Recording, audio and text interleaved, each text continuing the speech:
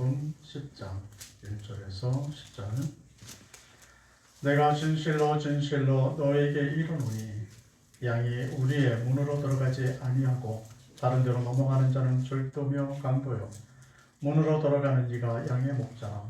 문지기는 그를 위하여 문을 열고 양은 그의 음성을 듣나니 그가 자기 양의 이름을 각각 불러 인도하여 내느니라.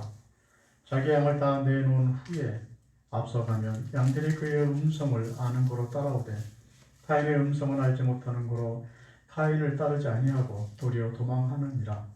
예수께서 이 비유로 저에게 말씀하셨으나 저희는 그 하신 말씀이 무엇인지 알지 못하니라. 그러므로 예수께서 다시 이르시되 내가 진실로 진실로 너에게 말하노니 나는 양의 문이라. 나보다 먼저 온 자는 다 절도요 강도니 양들이 듣지 아니하였느니라. 내가 문이니 누구든지 나로 말미암아 들어가면 구원을 얻고 또는 들어가며 나오며 꼴을 얻으리라. 도적이 오는 것은 도적질하고 죽이고 멸망시키려는 것뿐이요 내가 온 것은 양으로 생명을 얻게 하고 더 풍성히 얻게 하려는 것이라. 아멘. 기도합니다.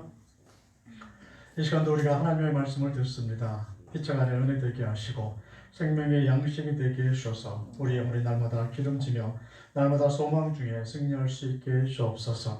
우리를 홀로 두지 마시고 하나님께서 함께 하셔서 은혜가 넘치게 하시고 말씀이 풍성해지게 해주옵소서. 감사하며 예수님의 이름으로 기도합니다. 아멘.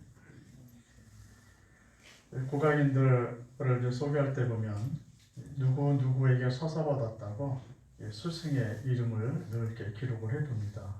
그래서 국악을 하시는 분이 누구한테 배웠는지 이것을 알리는 것을 보게 됩니다. 어째 보면 그 사람의 음악 세계가 어떤지는 그 스승을 통해서 누구의 제자냐에 따라서 달라지고 또 그 제자들의 그 미래도 자기 스승이 누구냐에 따라서 많이 좌우되는 것을 볼 수가 있습니다. 오늘 본문은 누구의 제자로 살아가느냐, 내가 누구의 제자가 되어줘야 하느냐에 대한 답을 주고 있습니다. 요한복음 9장 28절을 배경으로 하고 있는데 저희가 욕하여 가로되 너는 그의 제자나 우리는 모세의 제자라. 그러니까 바리새인들이 스스로 자기를 어떻게 표현하고 있느냐면 우리는 모세의 제자다 라고 자신을 표현하고 있었습니다. 근데 바리새인들이 죄인으로 손가락질도 하는 사람이 있었는데 태어나서부터 앞을 보지 못하는 사람이 있었습니다. 예수님을 만나서 그가 실로암 목가에서 고침을 받습니다.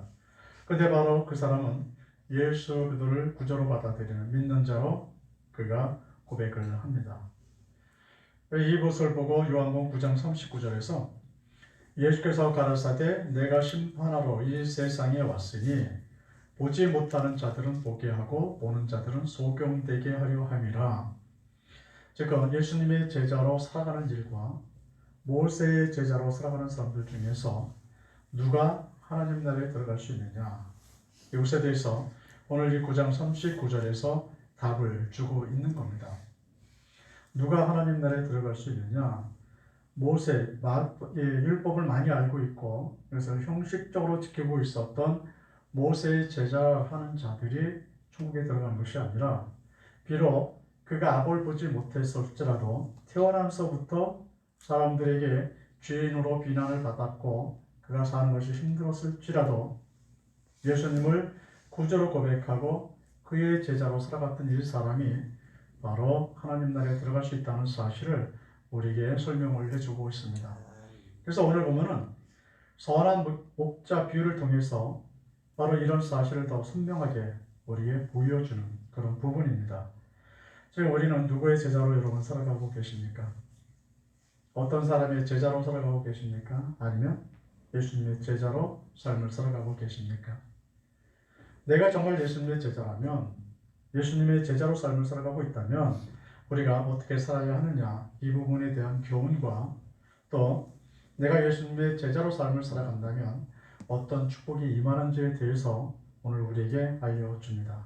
그러니까 우리가 예수님의 제자라면 어떻게 살아야 되느냐? 첫 번째, 부르심에 대답하는 자로 사셔야 합니다. 오늘 3절을 보면 문지기는 그를 위하여 문을 열고 양은 그의 음성을 듣나니 그가 자기 양의 이름을 각각 불러 인도하여 내느니라. 문지기가 그를 위해서 문을 연다 그랬죠. 이것은 하늘나라의 문을 누구만 열 수 있느냐 하면 예수님만 열 수가 있습니다. 그러니까 다른 어떤 존재도 천국 문을 열면서 나로 하여금 그리로 들어가게 할 수가 없어요. 오직 예수님에게만 천국 문이 열리고 예수님만이 우리를 인도해서 그 문 안으로 들어갈 수가 있습니다. 그런데 양은 그의 음성을 듣나니, 그러니까 우리가 예수님의 제자라면 예수님이 나를 부를 때, 그 천국문에서 나를 부를 때 우리가 대답할 수 있다는 겁니다. 그 사람만이 예수님의 제자라는 거예요. 그럼 예수님이 어떻게 부르시느냐? 그가 자기 양의 이름을 각각 불러라고 말씀을 합니다. 그러니까 우리 전체 평택에 있는 사람, 경기도에 있는 모든 교인들아 모여라 이렇게 말씀하는 것이 아니라 각자 하나하나 그 사람들의 이름을 부르시겠다는 거죠. 그러니까 우리를 한꺼번에 하나님의 구원의 대열로 부르신 것이 아니라 내 이름을 하나하나 불러서 초청하시고 내 이름 하나하나 불러서 하나님 나라를 들어가게 하십니다. 그때 기다리고 있다가 내 이름이 불리면 네 라고 대답하고 들어가는 사람이 예수님의 제자라는 거예요. 그래서 우리가 구약 성경을 읽어보면 하나님이 이 사람들을 부를 때 그 이름을 부르십니다. 아담이 타락할 때도 구원하기 위해서 아담아 아담아라고 부르셨어요. 아브라함에게 그를 축복하기 위해 부르셨을 때 아브라함아 네가 어디 있느냐라고 부르셔요. 또 모세를 부르실 때도 모세야 네가 어디 있느냐라고 하나님이 물으십니다. 그러니까 이름을 하나씩 하나씩 부르시죠. 그런데 그들이 똑같이 대답을 합니다. 어떻게 대답하느냐 하면 내가 여기 있나이다 라고 대답을 해요. 하나님 우리가 어디 사는지 몰라서, 내가 지금 어디 속하는지 몰라서 부르시고 계신 것이 아니라 바로 우리를 하나님 나라에 들어가기 위해서 나를 찾고 계시는 거예요. 그러니까 우리에게 무엇을 하나님이 원하고 계시느냐 하면 내가 여기 있나이다 라는 대답을 하기 원하십니다. 하나님이 부르실 때에 언제든지 믿음으로 대답하기를 하나님은 원하고 계시고, 그렇게 대답하는 자들이 예수님의 제자라는 것을 오늘 말씀해 주고 있습니다. 오늘 9장에 나오면 9장에서 앞을 보지 못했던 사람을 예로 볼 수가 있어요. 태어나서부터 앞을 보지 못했던 사람을 예수님이 만나서 이렇게 물으십니다. 요한복음 9장 35절에 보면 그를 만나사 가라사대 네가 인자를 믿느냐 이렇게 물어보셨어요. 그랬더니 예수님이 네가 인자를 믿느냐? 라고 물었더니 앞을 보지 못했던 사람이 대답하기를 인자가 어디 있냐고 물어봐요.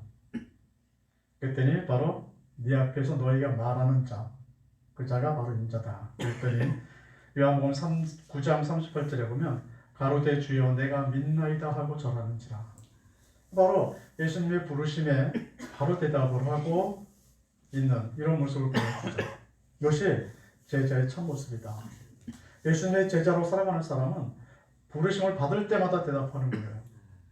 두 번째는 앞만 보고 따라가는 사람이 예수님의 제자라고 알려줍니다. 오늘 4절을 보면 자기 양을 다 내어놓은 후에 앞서가면 양들이 그의 음성을 아는 고로 따라오되, 목자가 양을 데리고 갈 때 앞에서 그냥 목자가 가면 뒤에서 양들이 그냥 따라갑니다.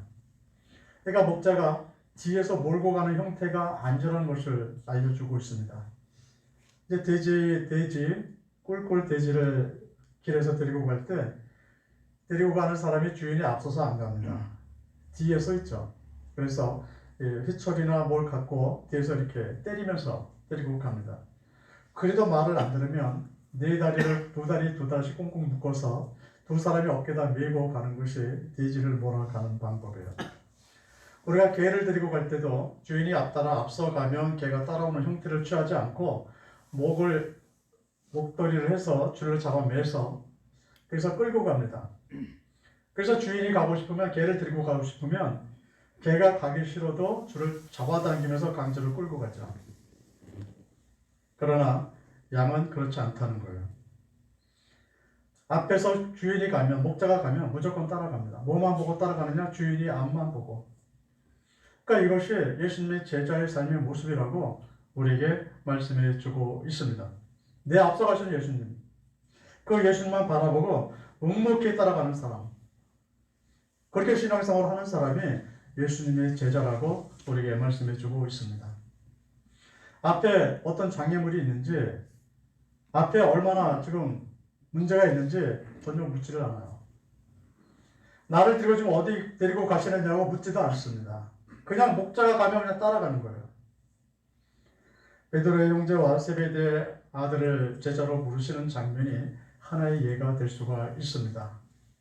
마태복음 4장 19절에 보면 말씀하시되 나를 따라오너라 내가 너희로 사람 낚는 어부가 되게 하리라. 20절에 보면 저희가 그물을 버려두고 예수를 쫓으니라. 세베대 아들을 부를 때도 마태복음 4장 22절에 보면 저희가 곧 배와 부친을 버려두고 예수를 쫓으니라.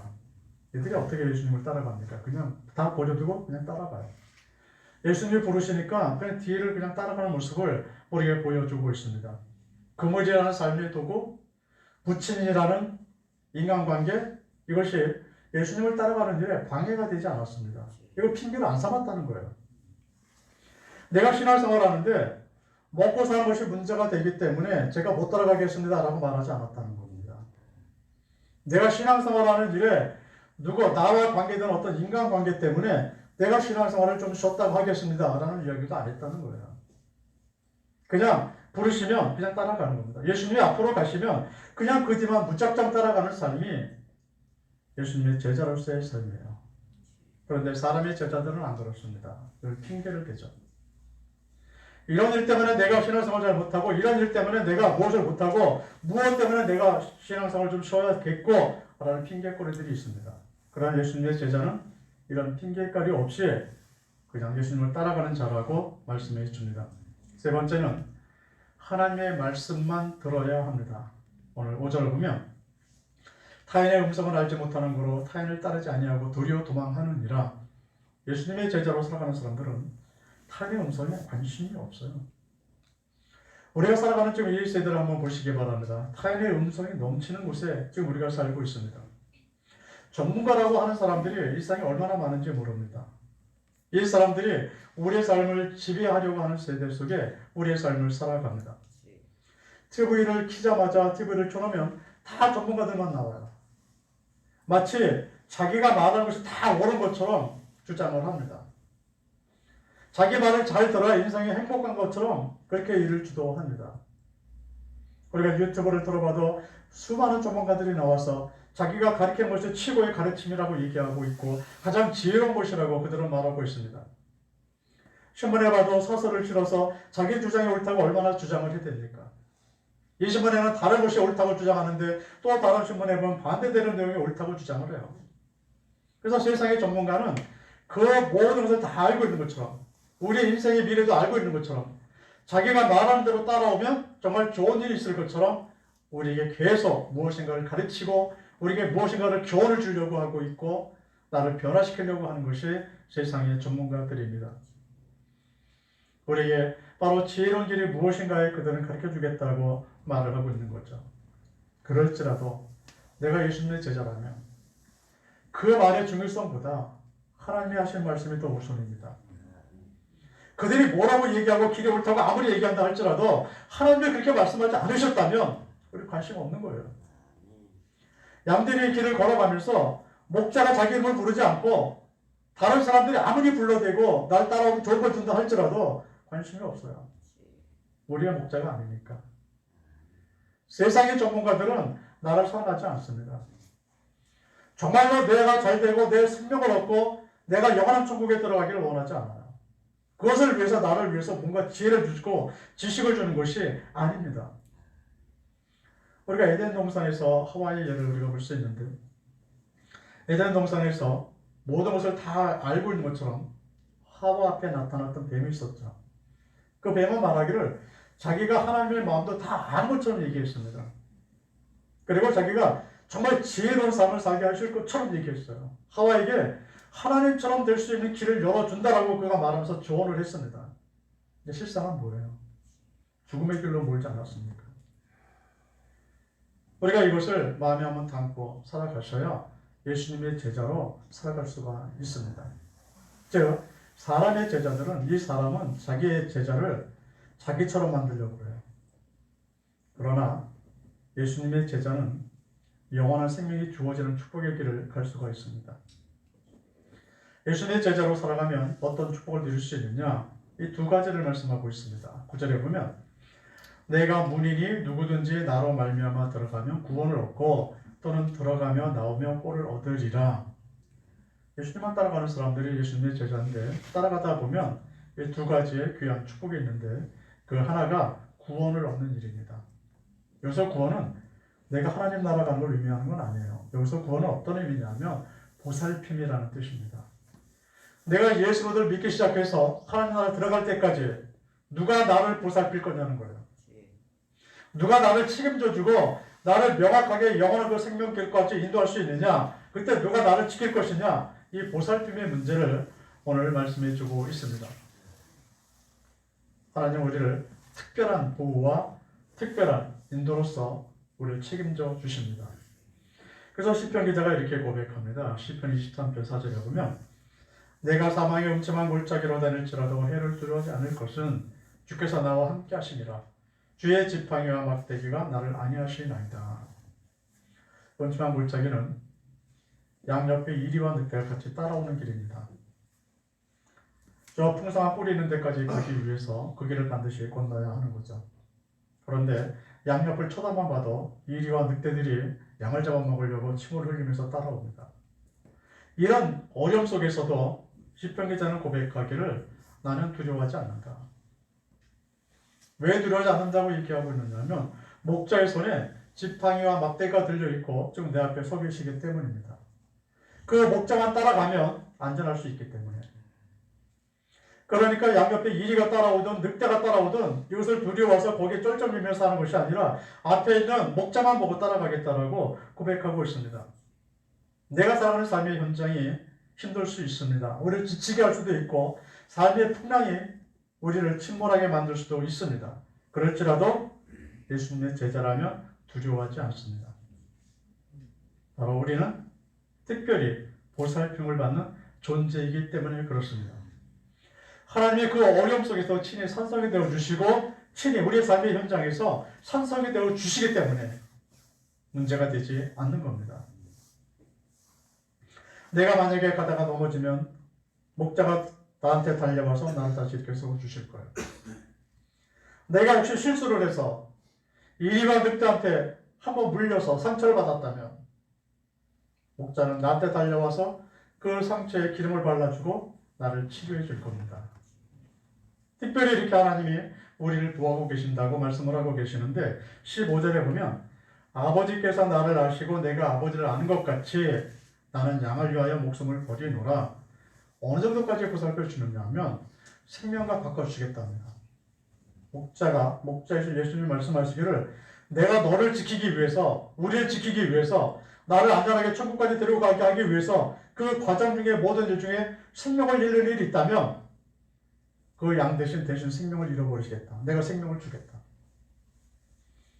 나를 구원하기 위해서 나를 안전하게 하기 위해서 예수님의 생명을 내놓으시겠다라고 우리에게 말씀을 해주고 있습니다. 그래서 28절에 보시면 내가 저에게 영생을 주느니 영원히 멸망치 아니할 터이요 또 저희를 내 손에서 빼앗을 자가 없느니라. 어느 정도 보살피고 어느 정도 우리를 인도하시는지에 대해서 알려주시는 그런 부분입니다. 이리 같은 사람들, 늑대 같은 사람들이 아무리 득실거린다 할지라도 오는 사자같이 마귀가 우리를 잡아먹기 위해서 달려든다 할지라도 그래도 그 모든 손에서 우리를 특별히 보호하시고 내가 특별히 네 사정을 우리의 삶의 모습들을 보살피시겠다라고 말씀을 하고 있습니다. 그래서 단 한 명도 그들과 빼앗기지 않겠다는 거예요. 그래서 예수님의 제자로 살아가는 사람들은 단 한 명도 마귀의 손에 빼앗기지 않습니다.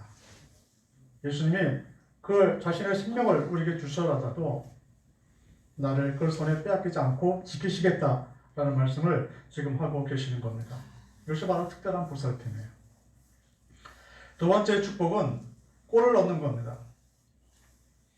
우리가 우리나라 현실과 이스라엘의 그 현실을 똑같이 생각하시면 이해가 잘 안 되는 부분이죠. 우리는 산에 올라가면 들판만 나가도 풀이 많잖아요. 그런데 이스라엘의 그 광야, 유다 광야에는 풀이 없습니다. 그 양들은 뭐 먹고 사느냐? 바위와 바위 사이의 틈 속에 풀들이 이렇게 나요. 그러니까 바위와 바위 사이에 풀이 좀 많이 나는 지역으로 데리고 가는 겁니다. 이 과정을 가기 위해서 때때로는 아무 풀도 없는 황량한 광야를 건널 때도 있고, 아무것도 없는 바위만 걸어갈 때도 있고, 아주 습한 곳을 걸어갈 때도 있어요. 그런데 끝까지 목적만 믿고 따라가면 이 바위 틈틈 사이에 풀이 풍성하게 나 있는 그곳까지 데리고 가신다는 거예요. 그래서 이들이 충분하게 먹고 배부를 수 있고 쉴 수 있는 곳까지 갈 수 있다는 사실을 알려주고 있습니다. 바로 이걸 꼴을 얻을 수 있다는 것은 생명을 얻을 수 있다는 것을 우리에게 말씀해 주고 있습니다. 사람의 제자로 살아가는 사람들은 물질이나 명예는 얻을 수 있을 겁니다. 그러나 그들이 얻을 수 없는 것이 있는데 영원한 생명은 얻을 수가 없어요. 그들의 끝은 멸망이기 때문에 그렇습니다. 10절에서 말씀하시기를 도적이 오는 것은 도둑질하고 죽이고 멸망시키는 것뿐이요 내가 온 것은 양으로 생명을 얻게 하고 더 풍성히 얻게 하려는 것이라. 예수님을 따라가는 사람들에게 생명이 보장되어져 있다라고 오늘 말씀해 주고 있습니다. 생명의 열매가 있는 곳까지 나를 인도해 주겠다라고 말씀을 하고 있습니다. 그러니까 예수님을 따라서 그냥 가기만 하면 천국에서 영원한 생명을 누릴 수 있는 길이 열린다. 그 문으로 들어갈 수 있다는 사실을 분명하게 말씀해 주고 있는 겁니다. 지금 우리는 누구의 제자로 살아가고 있습니까? 내가 하나님의 말씀을 알고 있고 내가 형식적으로 신앙생활을 하고 있으니까 내가 모세의 제자라고 말할 수 있겠습니까? 그러나 그것으로는 우리가 하나님 나라에 들어갈 수가 없어요. 내가 성경을 알고 있다는 그것으로 천국 가는 게 아니고 내가 형식적으로 앉아있는 것으로 천국 가는 것이 아니고 우리의 목자 되신 선한 목자 되신 예수님을 따라서 묵묵히 걸어가는 사람들이 하나님 나라에 들어갈 수가 있습니다. 예수님의 제자로 살아가는 사람들에게는 영원한 천국과 영원한 생명이 주어집니다. 예수님의 생명으로 그 나라를 예비하셨어요. 예수님이 십자가에서 죽으심으로 인해서 내게 영원한 생명이 들어왔고 그리고 영원한 천국이 예비되어졌습니다. 11장에서 그 예를 우리에게 들려주고 있습니다. 바로 죽은 나사로를 살리는 장면이죠. 죽은 지 날이나 되는데도 불구하고 예수님이 나사로야 나오라 하니까 나사로가 몸에 배를 동인 채로 걸어 나왔죠. 요한복음 11장 26절에 보면 나는 부활이요 생명이니 나를 믿는 자는 죽어도 살겠고 무릇 살아서 나를 믿는 자는 영원히 죽지 아니하리니 이것을 네가 믿느냐? 우리가 믿을 수 있다면, 그래서 예수님을 따라가는 자로 삶을 살아간다면 나사로가 죽음을 이기고 살아나온 것과 같은 생명의 축복을 우리도 누릴 수가 있습니다. 사람의 제자로 살아가는 사람들이 아니고 예수님의 제자로 살아갈 수 있으시기 바랍니다. 영원한 천국과 영원한 생명이 있는 그 길을 묵묵하게 우리도 예수님을 바라보면서 따라가는 그런 삶이 되시기를 예수님의 이름으로 축원드립니다. 기도합니다. 아버지, 우리를 사랑하셔서 우리에게 생명을 주시고 우리를 사랑하셔서 영원한 천국을 선물로 주셨음을 인해 감사합니다. 우리가 믿음으로 받고 우리의 삶을 살아가게 해주옵소서. 아버지 예수님이 우리의 삶을 대신해서 우리의 생명을 대신해서 죽으시기까지 우리를 보살피시고 또 우리에게 저 생명의 길로 인도하심을 인해 감사합니다. 늘 앞만 바라보고 십자가만 바라보고 살아가는 자들 되게 하여 주셔서 하나님의 은혜를 더 많이 누리게 하시고 하나님의 축복을 누리며 이 땅에서도 살아갈 수 있게 해주옵소서. 우리가 사람을 따라가는 자가 아니라 예수님만 따라갈 수 있도록 역사해 주옵소서. 감사하며 예수님의 이름으로 기도합니다. 아멘. 찬송 196장입니다.